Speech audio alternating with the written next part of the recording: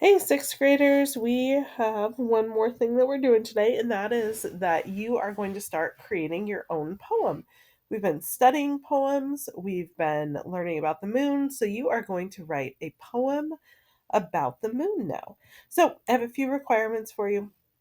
The first is that your poem must have three facts in it, like three scientific facts. It will be turned in as a final draft version. That means that you could type it, you could write it to look cool.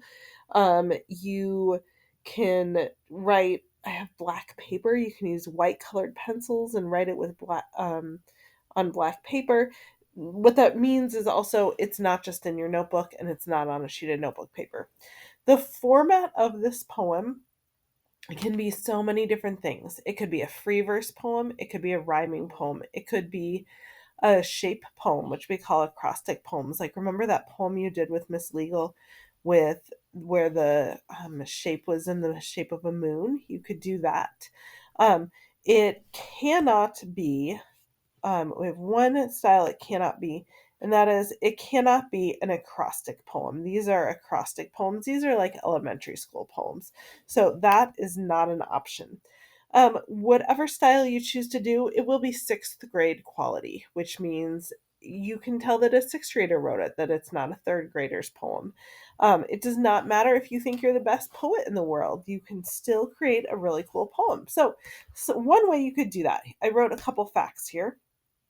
The moon has Maria craters and highlands. The moon has no light of its own.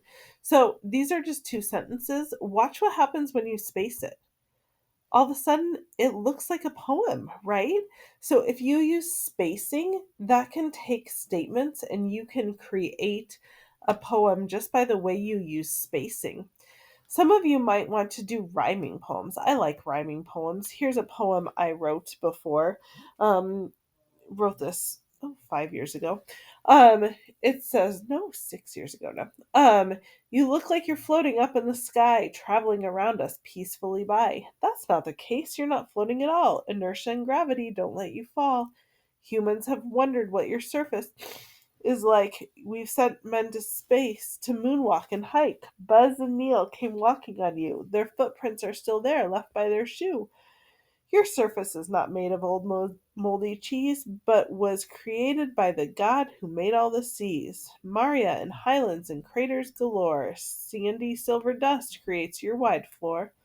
When the eagle landed and people stepped out, that its surface was different, no one had a doubt.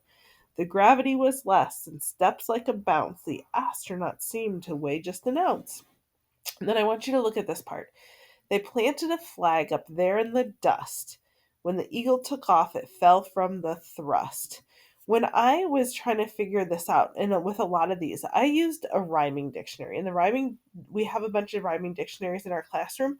They are green, they're over on the shelves by where my computer is. There's like four of them, and then there's a Scholastic rhyming dictionary as well. You guys are welcome to use the rhyming dictionaries. If you haven't used a rhyming dictionary before, you look up what you want it to rhyme with.